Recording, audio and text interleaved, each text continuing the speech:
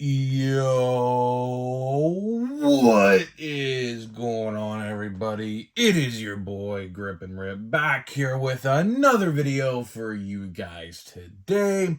And in this video, we're going to be talking about why retail sports cards as we know it are coming to an end. That is right, guys. Huge changes near. But I'll let you know what I know and what I did today to construct this little poll, I guess if that's what you want to call it. So before we get into that, thank you guys so much for joining me on this video. Can we get 100 likes on this video? That would be awesome if you guys can do that for me. If we can get 100 likes on this video. And speaking of growing the channel, we're doing a giveaway. We're giving away hobby packs of Series 2. All you got to do to enter is be publicly subscribed, like this video, turn on the post notifications for all the content you see on the channel, and last, but certainly not least, leave a comment with your all-star representatives on your favorite team, and I will pick the winner once we hit 7,000 subscribers. So there's that. Shouldn't be too far from now.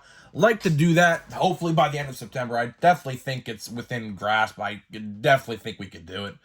We're only like 300 off, so like we could definitely do it. But yeah, and again, sorry, no channel of the month today. I swear I'm doing it tomorrow. I'm definitely doing it tomorrow. Listen, I am literally going through the motions right now, if that's what you want to call it. You could tell my voice is a little different. I was at WWE Payback last night. I'm recording this video of the day this video is going out, by the way. I never typically do this, but got home at like 1 o'clock last night. The show didn't even end till like 11:45, which was 45 minutes past what they said it was going to end at. It's supposed to end at 8 to 11, but it went to 8 to like 11:45. Holy man, what an actual event that was. Some of you guys may have seen me on TV. I was spotted a couple times, which was really freaking cool. But yeah, my voice is shot. Yeah, so I sound completely different. I'm tired. Like my eyes are literally freaking red right now. Yeah, so it is what it is. But yeah, we'll do it tomorrow. I'm gonna watch all the video submissions today, in the afternoon, and we'll come to a decision, who the winner is, tomorrow. So sorry, for the that, because I'm just so freaking tired. You could probably tell by watching this video, I am legitimately like half asleep right now. But you know what? I'm making content for y'all, man. I'm not missing a day. I literally haven't missed a day in uploading since I started, which was probably like a year and 8 months ago now at this point. So yeah, I ain't missing a day. I even had the vid, and I still made videos because I was not gonna make a video. So yeah, let's get into it. So retail sports cards, how we know it, are gonna change. So me being, curious, I was of course going to check Walmarts and Targets on my way to Payback in PPG Paints Arena. I went to every Walmart and every Target in the vicinity on the way to the arena, which is 2 Walmarts and 2 Targets. And luckily enough, there were collectors looking at the sports card section in every single location I went to, right? And I said to myself, you know what? This might make for a good video. Let's get some thoughts and opinions from other people in the community. So I had this idea for a while, and I was like, well, what are the chances that like every store I go to today are going to have people in the aisle looking at sports cards when I'm there, right? So I was like, this is a complete shot in the dark, but you know what? We're going to do it. So there were like, I think 2 people at the first store. I think there were 3 people at the Target. 1 guy was at the other Walmart, and I believe there was 5 people one time at the one Target I was at. So I was like, okay. Because here's the thing. The first store I went to was that Target with 5 people. And I said to myself, okay, this is enough right here to get a video. I said, this is completely enough. But then I was lucky enough to actually see other people at other stores. So I said, well, let's get their thoughts and opinions on retail sports cards. Because I know I'm not the only one who thinks they need to change. I know that. Retail sports cards, as they stand right now in today's current format, does not work. Unless you're only going to buy one $29 box of cards and say, F it, I'm done with Series 2 from 2023. I'm only going to buy one box of it and I'm done. Which, you don't really hear that, but some people do that, right? So I said, let's ask them. And believe it or not, the majority of the people, there was, I believe, 2 guys who said they like retail sports cards how they are, right? But everyone else said it's a waste of money and time. And I said, well, why do you think that?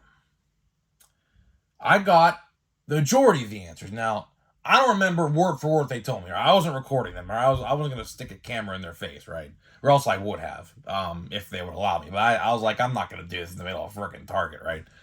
I was like, what am I, some news guy or something? Some freaking news network guy going to record, like, people's, like, freaking interviews and responses to news stories or something, right? The majority of the people told me 2 things. Overpriced, and you can't get anything good out of them. That was one particular guy's response. And a lot of other people worded that same phrase, but just a little different. Right? I find it very coincidental that the majority of these guys' answers, except for 2 of them, 2 of them said they like retail sports cards how they are, right? I was like, okay, fine. I find it very coincidental that they mentioned 2 of the 3Os. Of course, if you guys are longtime subscribers here to the channel, as I'm trying to find the words what to say because I'm so freaking tired, my throat is so dry. As you guys know on the channel, we talk about the 3Os all the time. The 3Os, if you guys are unaware of what I'm talking about, overproduction, oversaturation, and overpriced. I find it very coincidental that these guys who said they don't like retail sports cards mentioned 2 of the 3Os. As I always like to say, if a set suffers from the 3Os, even, it don't have to be all 3. It could be like 2 of 3, right? But if it suffers from the O's, the 3Os, chances are that product is going to be absolutely worthless on the retail shelves. All right. I'll go over it one more time in case you guys don't know what I'm referring to. Let's use Series 1 from 2023 for an example. This set right here, okay? This set could still be found at some stores today. How many months after? Let's see. February, March, April, May, June, July, August, September. 8 months later about. And you could still find this set at some stores. I found it at a Target about a week and a half ago. I found some fat packs of it, right? Not too long ago. And let's talk about it. Was it overpriced for the value? Absolutely. Was it oversaturated? Yes, odds were absolutely awful for that set. Was it overproduced? Probably. We don't know the actual print run on this stuff, I don't think. At least I don't know it. And yeah, it was definitely overproduced because everywhere you went, there was dozens of these boxes. Hanger boxes, fat packs, blaster boxes, monster boxes, you name it. There were countless boxes of this stuff sitting everywhere you looked, right? So yeah, the 3Os. I truly, truly believe how we view retail sports cards right now as a community, which I know as a community, now like I said earlier, this interview I quote unquote conducted, really kind of an interview, really is a small sample size, right? I only interviewed like no less than 10 people, right? But still, 8 out of the 10 of them didn't like retail sports cards. 8 out of the 10 said retail sports cards are in a bad shape. And I have to agree. I have to agree. Retail sports cards, as we know it right now, without a shadow of a doubt, are going to be changed in some way, shape, or form. Because in its current era, yes, I'm using a Taylor Swift reference, in its current era, they do not work. That is right, guys. They don't work. They suffer from the 3-O's, and they don't work. So, are Topps and Panini going to continue that strategy to pump out those sets the way they do, in the manner that they do it? The answer to that is going to be no. No way would they ever do that. And with inflation not going away, because let's face the facts, it's not going away, right? It's an interesting time. It's, like I said, we are probably in the most unprecedented time in sports card history. We have two companies suing each other, a major license in the NFLPA jumping over to Topps when realistically it shouldn't have happened for another 3 years. And it's kind of illegal that they did that, but, you know, I'm not no lawyer. I don't know the specifics, but I do know that Panini is going to sue them for breach of contract. So that is coming. I know that for a fact. This is probably the most unprecedented time in sports card history. Panini is a sinking ship right now. Topps is gaining more strength and power by the day, essentially. We got retail sports cards, which people, at least in my area, like I said, small sample size, they think it needs change. I am one to agree. Like, I don't think retail sports cards would be so bad if they were $20. Right? $20. Of course, as you guys know, that is not the case anymore. Retail sports cards have quickly went up to about $30, including tax. And with Prism and Chrome, you're looking at about, give or take, $35 to $40 a box. All right, just a few short years ago, those same boxes were $20. Yes, believe it or not, if you guys were not collecting during this time frame, just a couple years ago, Chrome was $20 a box. Yeah, it's hard to believe. Some of you guys may not think that, but if you've been collecting for more than a couple years, you would know that. Chrome Blaster boxes were just as expensive or the same price as a Series 1 or a Series 2 or an update or something like that.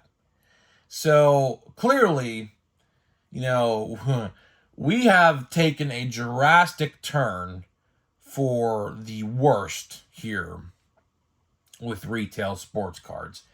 They gotta change. I don't know what changes. Something needs to change. Because everywhere I go, and some of you guys can attest to this, now for you guys who live in a big city who maybe can't find anything, then this really doesn't pertain to you. But the people who live in small towns like I do, and in areas that maybe don't collect sports cards, you just see an abundance amount of sports cards any given time at any given point in the year. I could walk in 2 weeks after a restock because some reason now my Walmart don't stock weekly, which kind of upsets me because I still haven't found Chrome at Walmart and I still haven't found Platinum Chrome either. So I don't know what's going on there because I'd really like to pick up some boxes of that stuff. Even my Target, I have not seen Platinum Chrome. I've seen Chrome once. And I picked up a box, but Platinum Chrome not seen once yet. Right? I don't know what's going on, but that's got to change too. But, yeah. To wrap up this video, because I want to make this video short, because I'm tired, even though it's 10 a.m. in the morning. I set my alarm, and I'm just, oh my lord, my throat is dry. I should have probably gotten a drink or something before I made this video, but I didn't, because I'm me, and I didn't think it through. But to wrap this video up, and to put a bow on this one, there is no doubt in my mind the current production and the current look of retail sports cards is going to change. It is absolutely 110% going to change. How do they change it? Well, I'll tell you one thing's for sure. If you guys think we're going back to $20 blaster boxes, you could forget that idea right now. Because they're not going to lose money. Cost of products to make these products probably gone up since inflation is at an all-time high, essentially. And $20 blaster boxes are never going to be a thing no more. So, for all you guys wanting $20 blaster boxes, unfortunately, that's not going to happen, right? Could we see a lower production of blaster boxes? Maybe. But what I think is the easiest thing, and we kind of already seen this, is to make retail sports cards better by making the odds better. We saw with Series 2 how easy it was to pull great things out of the retail boxes. So I think the easiest way to fix all this is to make more parallels, take them out of other sets like jumbos and hobby boxes, because we all know that's what they did with Series 1 last year. They put all the good stuff in the hobby product. Take some of that out and put it in the retail. Just because it's cheaper doesn't mean you can't get anything. That shouldn't be the case. But as we see with Topps, that was their strategy. That was their strategy. And it worked for the retail, or actually the hobby stuff. Retail sat, and like I said, I still see Series 1 to this day at some locations. Now, some locations I don't, but sometimes I do. Hell, if you want to even go further back, I still see Chrome boxes from 2022 sometimes on Walmart shelves. I think I saw them no more than a month ago at a particular location in Ohio. So, again, 3 O's. Overproduction, oversaturation, overpriced. Look at Chrome last year for an example. Missing short prints. No short prints at all. Did that set sell at retail? Absolutely not. 3 O's. Like I always say. Let's get this pack open and get out of here, man. I'm tired, man. After this video gets edited, I'm probably going right back to sleep, legitly. Roy Campanella. You know, it's not too often you see a card of his. That's actually pretty interesting. I didn't think he was in this set. But again, I didn't read the checklist. I did read the checklist back in the day, but I've obviously, this set came out like 8 months ago. We got Patrick Wisdom. We have an insert card, I believe, of, well, we're not showing that one. See, that card would have been good to pull about a month ago, but yeah, we're not showing that guy. We're not showing that guy. We have Mark McGuire, another juicer, and we got Xander Bogaerts. Let me take a look at this card off screen. Yeah, it's an insert card of some sort, of course. Out of all the rookies to pull of that insert, that's literally the last guy now that you want to pull. I saw a post on Facebook, and I'll wrap it up here, about this said player. An autographed patch relic, or whatever you want to call it. I think it was out of 5-star baseball last year. His rookie auto just sold for $35 yesterday. $35. So for all you guys who are still on that hype train of collecting him, I'd just get rid of your cards. I truly, to wrap this video up, my quick thought on this, I don't think he's ever playing again. Because I think I heard the count's up to 3 people now who were accusing him of this. So if they're all true, I mean, he's never playing baseball again. Unless it's in a prison league. Unless it's in a prison league. So yeah, that's all I gotta say about that. I mean, obviously, I'm not a lawyer. I don't know anything about any of that.